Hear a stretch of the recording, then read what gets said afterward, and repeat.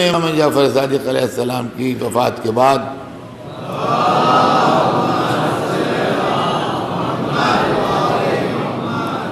انہی کے ایک بیٹے سے دعویٰ امامت کروا دی اور امام موسیٰ کاظم علیہ السلام کے خلاف کیا۔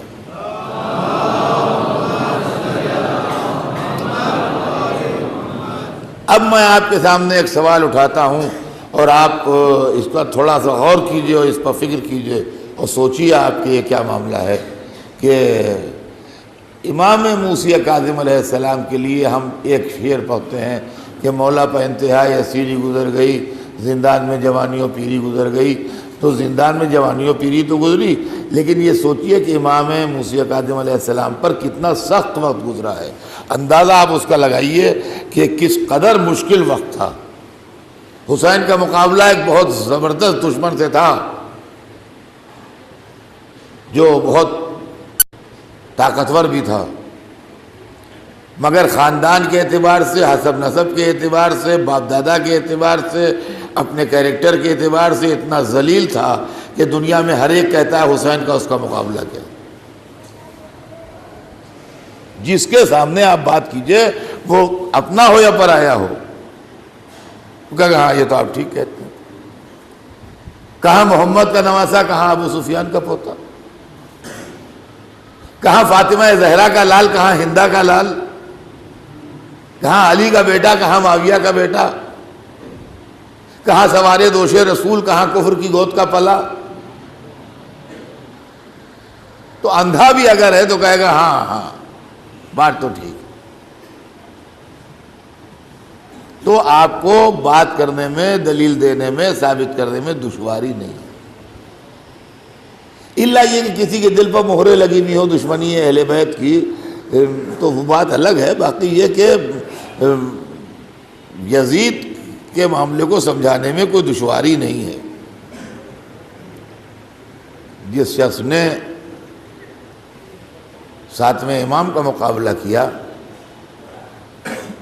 خاندان وہی ہے، نسل وہی ہے، گھرانہ وہی ہے، جو ان کے باپ ہیں وہ ان کے باپ ہیں، جو ان کے دادا ہیں وہ ان کے دادا ہیں۔ اگر امام جعفر صادق کے بیٹے وہ ہیں تو امام جعفر صادق کے بیٹے یہ بھی ہیں۔ اگر فاطمہ زہرا ان کی دادی ہیں تو فاطمہ زہرا ان کی بھی دادی ہے۔ اگر نسل رسول سے یہ ہے تو نسل رسول سے وہ بھی ہے۔ اگر علی کی اولاد یہ ہے تو علی کی اولاد وہ بھی ہے۔ آپ بتائیے ہے مشکل کہ نہیں ہے؟ آپ انصاف سے بتائیے، دشوار ہے بات کو سمجھانا کہ نہیں؟ ایسے حالات میں امام موسیٰ کاظم علیہ السلام نے دین کی حفاظت کی اور دین کو بچایا ہے، اور ادھر حکومت کی سپورٹ ان کو لگی ہوئی، لہذا پیسے لے کے، دولت لے کے، رقم لے کے لوگ ہاں میں ہاں ملا رہے ہیں، اور ادھر سناٹا ہے، خبردار کوئی جانے نہ پائے، سی آئی ڈی لگی ہوئی ہے، کون کون جا رہا ہے، کون کون دیکھ رہا ہے۔ ایسے عالم میں دین کی کشتی کو چلانا آسان کام نہیں تھا۔ توجہ چاہتا ہوں عزیزان گرامی، ہم خالی جلدی جلدی نام لے لیتے ہیں، لیکن کم از کم یہ سوچیں کہ کن حالات سے انہوں نے دین کی کشتی کو لے کے نکلے ہیں، کن طوفانوں سے۔ اچھے اچھے گمراہ ہو جائیں،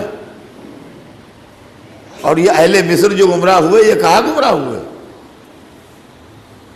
اسی چکر میں آ گئے کہ بنی فاطمہ جو ہے یہ کیا چیز ہے؟ یہی لوگ تھے جب وہاں گئے مصر میں اور جا کے انہوں نے کہا کہ ہم اولاد فاطمہ ہیں، ہمارا حق چھینا گیا ہے، اکھایا گیا ہے، ہم پر ظلم ہوا ہے۔ تو انہوں نے شجرے کی تحقیق کی، جب انہوں نے شجرے کی تحقیق کی تو شجرہ ٹھیک پایا۔ وہ ٹھیک تھا ہی، وہ غلط تھا ہی نہیں جو غلط پاتے وہ نے ٹھیک پایا، تو ان کا آئیے ہم آپ کی مدد کرتے ہیں۔ انہوں نے مدد کی، اور فاطمی پیریڈ جو آج اتنا مشہور ہے، یہ کیا ہے؟ یہ وہی چیز ہے کہ وہ سب 6 اماموں تک ماننے والے تھے، اثنا عشری نہیں تھے، یہ واضح رہے آپ۔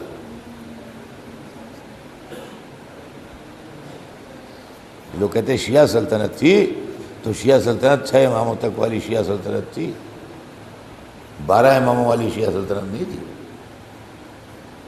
اس غلط فہمی میں نہ رہیے گا۔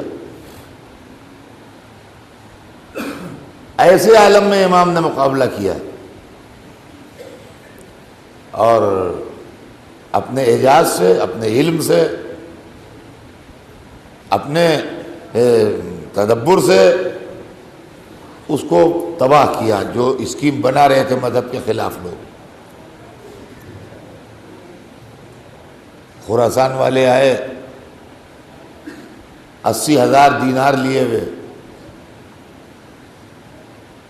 اور گئے وہیں جو سرکاری معاملہ تھا وہاں پہنچ گئے۔ چہرہ مہرہ، صورت شکل، خاندان، نسل تو سب وہی، بھائی نسل وہی ہے، گھر وہی ہے، خاندان وہی ہے، سب کچھ وہی۔ تو گئے، جا کے ہاتھ چومے، یہ کیا وہ کیا، بیٹھے، کہنے لگے ہم آپ کے بزرگوں کے چاہنے والے ہیں۔ کہا ٹھیک ہے آؤ۔ کہا سوالات لائے ہیں کچھ؟ کہا لاؤ۔ رقم بھی لائے ہیں؟ لاؤ۔ کہا سوال کے جواب چاہیے ہیں؟ کہا لاؤ، دے دو، سوال مل جائیں گے جواب۔ کہا نہیں ایسے نہیں چاہیے۔ جب ہم چل رہے تھے تو ہماری بستی والوں نے کہا تھا کہ جو بے دیکھے مسئلے کا جواب دے اس کو دینا یہ پیسے۔ بس جیسے ہی یہ مسئلہ آیا ویسے ہی بھڑک گئے، اس لیے کہ بے دیکھے مسئلے کے جواب دینے کی صلاحیت تو تھی نہیں۔ کہا تم لوگ جھوٹ الزام دیتے ہو، ہمارے باپ دادا کو علم غیب نہیں تھا۔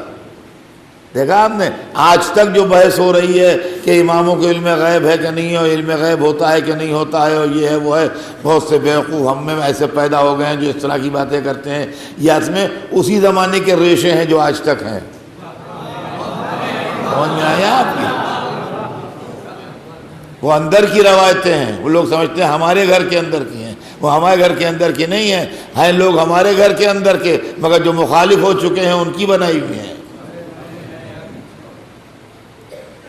آدمی کے عزیز بھی اس کے خلاف ہو جاتے ہیں، یہ کوئی تعجب کی بات نہیں ہے۔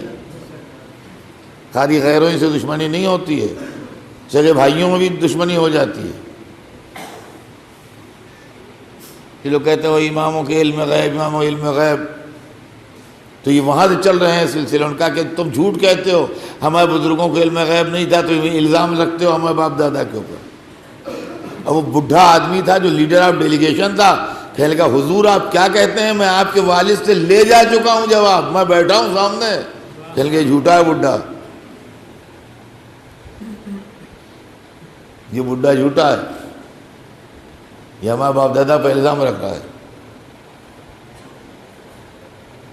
خیر وہ کسی صورت سے وہاں سے سارا علم کر کے آ گئے، ان کا یہ وہ نہیں ہے، یہ وہ نہیں ہے، یہ بنے ہوئے ہیں اسی خاندان کے مگر بہکے میں ہیں۔ یہ ڈھونڈو پھر ڈھونڈو بھائی، ڈھونڈتے رہے، آخر کو قسمت نے یاوری کی اور کسی ذریعے سے 7ویں امام تک پہنچے۔ اب جو پہنچے تو وہ جو لیڈر آف ڈیلیگیشن تھا، بزرگ بڈھا، اس نے اپنا نام چھپایا تھا، اپنا نام کسی کو بتایا نہیں تھا بغداد میں۔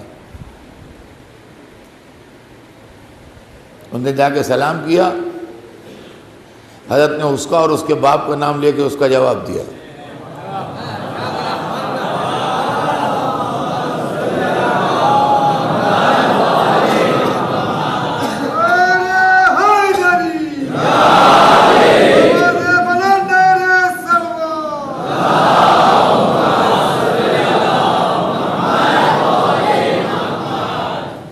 اس کا اور اس کے باپ کا نام لے کے جواب دیا۔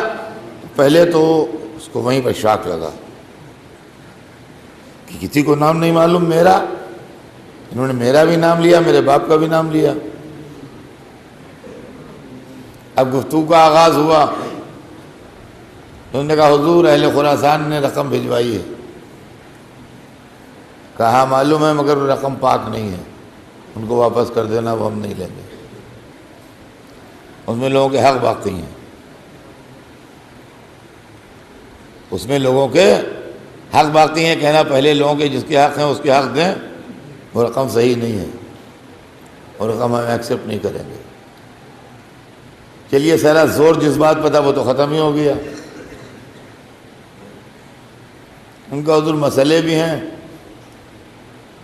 کا لفافے کھول کے دیکھنا، سب کے جواب لکھے جا چکے ہیں۔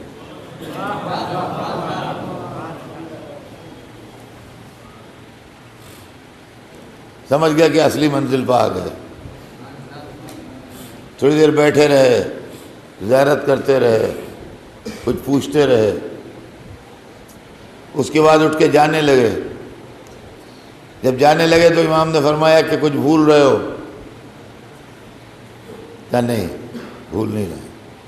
کہا نہیں بھول رہے ہو؟ کہا نہیں حضور کچھ نہیں بھول رہے۔ کہا تمہیں چلتے وقت ایک بڑھیا نے 7 درہم دیے تھے، 7 درہم صرف، 80,000 دینار، دینار سونے کا سکہ ہوتا ہے، درہم چاندی کا ہوتا ہے معمولی سا۔ کہا 7 درہم دیے تھے، 7 درہم؟ کہا ہاں جی ہاں جی ہاں جی ہاں۔ کہا وہ دے دو مجھے، وہ میں قبول کروں گا، وہ پیسہ پاک ہے، اس نے خلوص سے بھیجا ہے۔ اور اس کے بعد فرمایا اب تم یہ بھول رہے ہو کہاں رکھے ہیں؟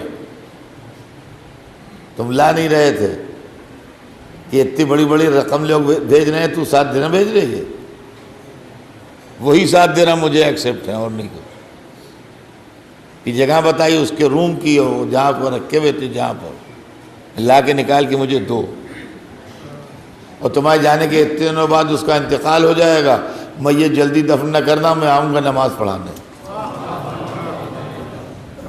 تو عزیزان گرامی، اس امامت کو ثابت کرنے کے لیے بھی جیسے رسول کو معجزہ دیا جاتا ہے حق ثابت کرنے کے لیے، ویسے امام کو بھی معجزہ دیا جاتا ہے حق ثابت کرنے کے لیے، تاکہ اس کو ثابت کر سکے۔